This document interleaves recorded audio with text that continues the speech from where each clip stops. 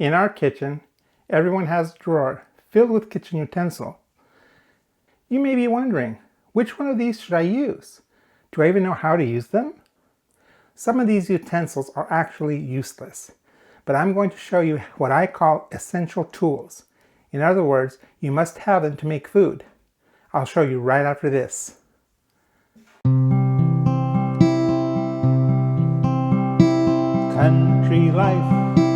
Country life, how I love to live it. Country life farm, the grass is green, the trees are tall, life is sweet at Country Life Farms.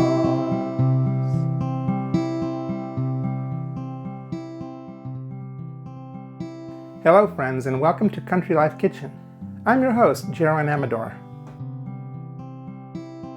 We're going to start off with our knives because the knife is the most important tool that a chef uses. Salespeople will tell you that you need this knife for that and that knife for this, but I'm going to show you that you can do all you need to do with 3 knives. And if push comes to shove, you can do with just 1 knife. We're going to start off with the chef's knife.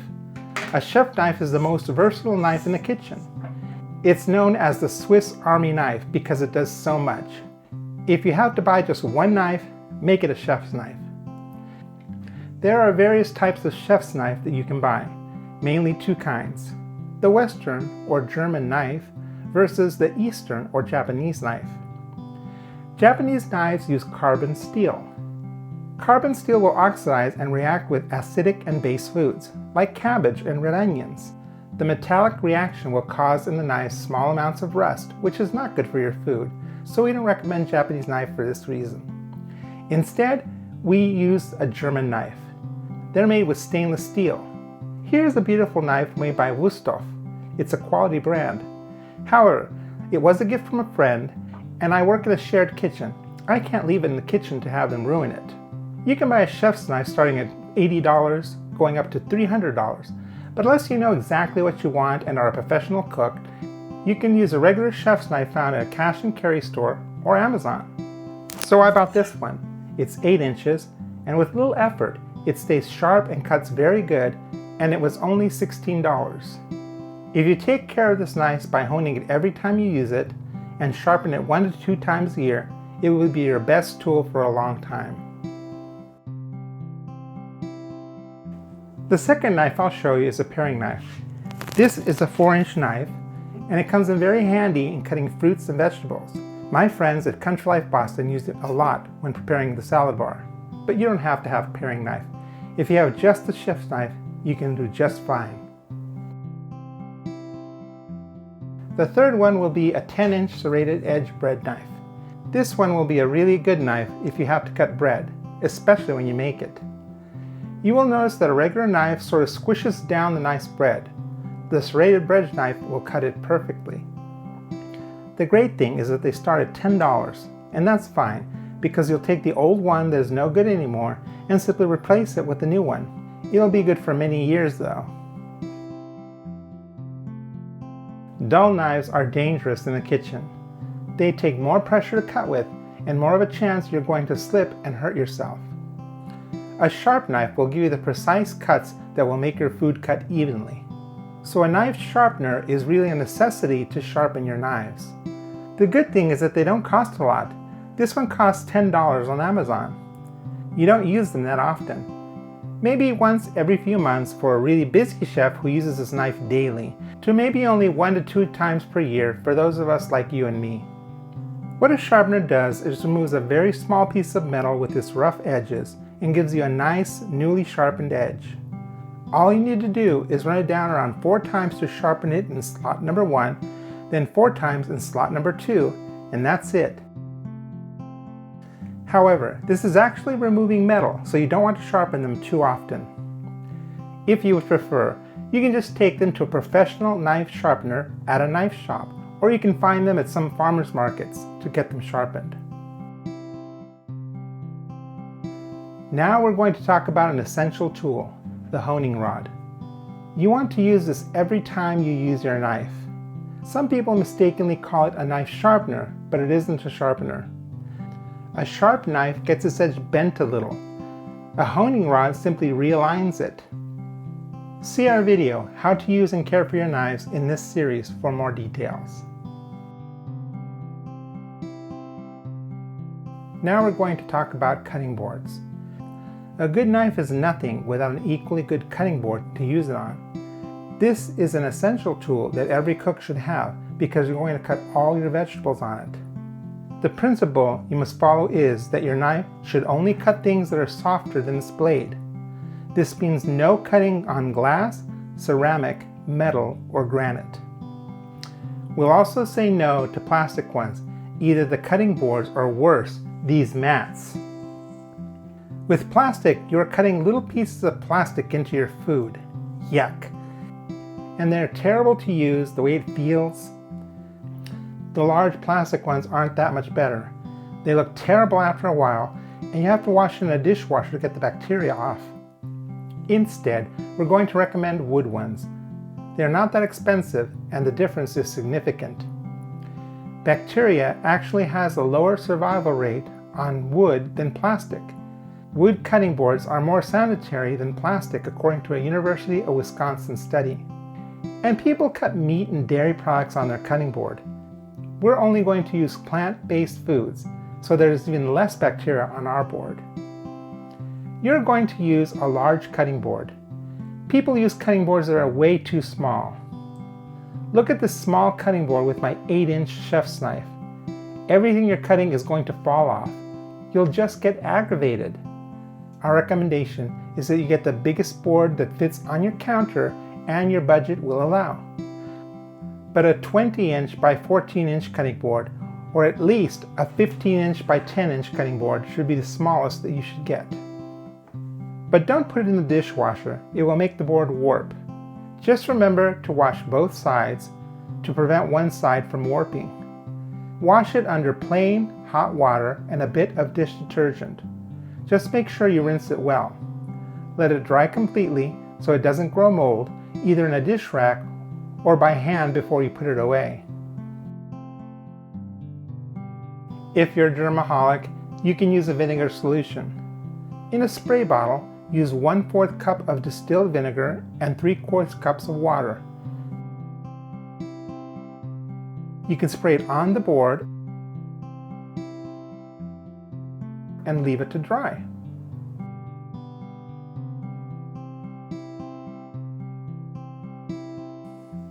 Buy some mineral oil and cover your board. It will keep your wood in great shape.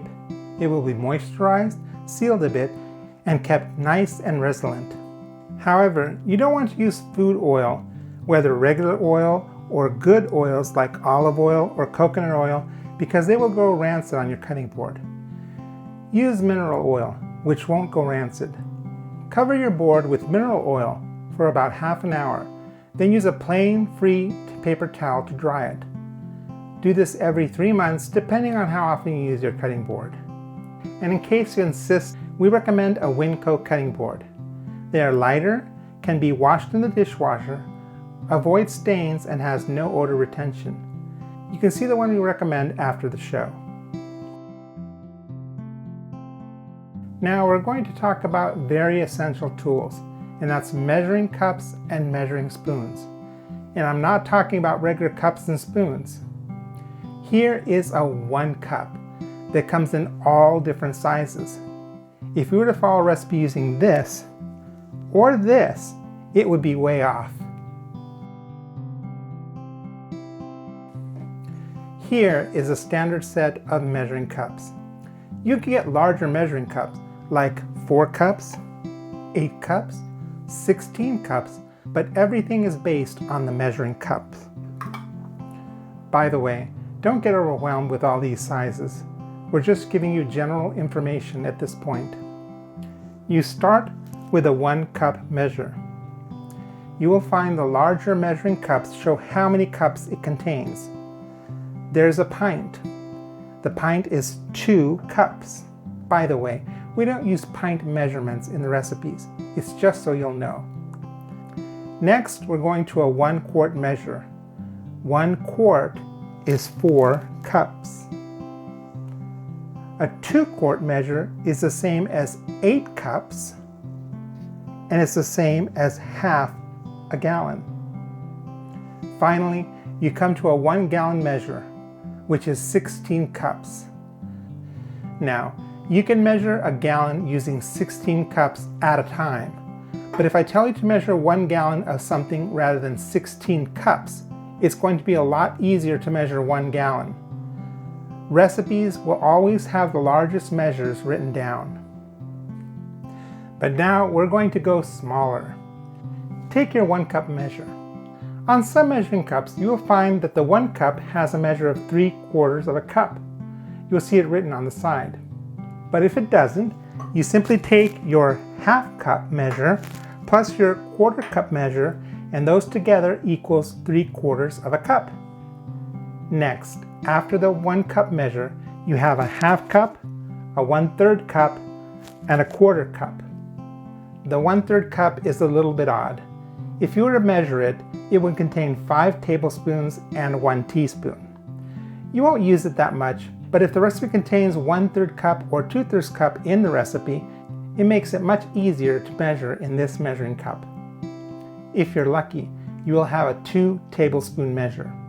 It does making 2 tablespoons easier, but it's not necessary. I'd like to show you another measuring cup. It's made of plastic, making it lighter to pick up, and generally is a 1-cup measure. You want to use a special cup when you measure oil and not make the rest of your measuring cups oily. The handle is on its side, so you definitely want it when you're making your homemade mayonnaise. Now, take your measuring spoon set. All of our recipes are meant to be measured exactly, so you want to use a set of measuring spoons. Do not use regular spoons. Remember, these are spoons that come in all different sizes, and your recipes will be a disaster if you use them. Remember our number 1 rule: use your measuring utensils. Once again, this is a measuring cup. If you take a measuring cup and divide it into 16 parts, you will be left with 1 tablespoon. 16 tablespoons give you 1 cup. Next is the teaspoon. 1 tablespoon contains 3 teaspoons. You'll have to memorize this, but until then, these charts have everything written out, so you'll want to get one. We'll give you the buying information for these handy charts after the video.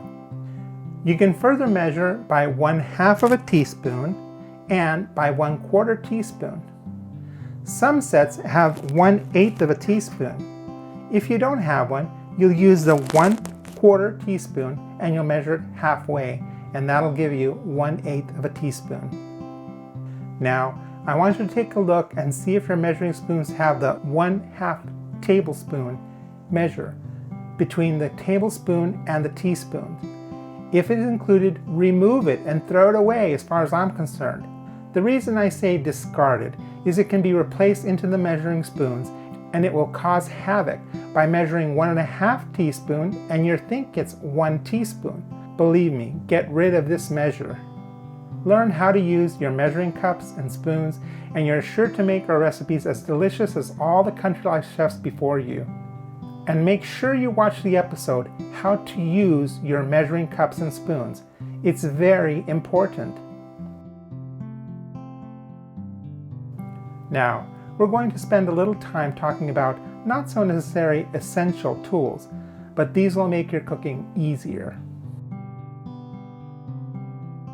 So let's talk about the wooden spoon. They are great in the kitchen, especially for sauteing your vegetables and stirring your soup. They won't ruin the coating of your non-stick pots, and they don't burn your fingers or hands. This bamboo set was $10 for the entire set, and it will last you a long time. Just don't put them in the dishwasher, wash them by hand, and allow them to air dry. You can see how measuring is absolutely important, but now we're going to talk of an instance when measuring is not necessarily the best, and we're talking about measuring flour. For example, suppose you make and then measure your oat flour. It is much lighter and airy than oat flour that sits there in 50-pound bags. Measuring the oat flour that has sit there for a while will be totally different, and this will make your recipe wrong. In this case, a kitchen scale will give you a very precise measurement. A kitchen scale is something that bakers won't do without. They are easy to use, can switch from pounds to grams, and you can buy these scales for as little as $10 at Walmart or Amazon. Now, I love to tell you about the following. I couldn't live without these. Rubber scrapers are used in everything, from pulling stuff from mixing bowls or emptying a blender. You want to make sure you get every bit of a recipe. In emptying a blender, the sides and the inside of the blender make it very hard to get everything. But do you see how I get every last bit with a scraper? These are high heat, although I don't use them for cooking. And there are various sizes. They can sell them dirt cheap, but I really recommend you invest some money by Pampered Chef. They are not terribly expensive, but they won't fall apart, the silicone won't stain with anything, and they will last for a long time. They come in a regular size, and this 14-inch one is wonderful to have. Definitely worth your money. Now we'll talk about a turning spatula. They are perfect for flipping eggs, or tofu, or other things over. They are safe at 400 degrees. You know, you can buy some spatulas and scrapers pretty cheap, but they'll just get ruined, and your food sometimes gets ruined, so it's worth just a little bit more. And that, my friend, is kitchen essentials. And the not so essential, but you'll love to have them. There's a lot more tools, but don't worry, we're going to teach you when you need to use other tools. Thank you for watching. We hope you've enjoyed our show. Stop by every Monday and Thursday when we will show you a new recipe. I would love it for you to hit subscribe. Just tap on the red button. And do us a favor and hit us with a big thumbs up. I'm Gerald Amador. I'll see you at Country Life.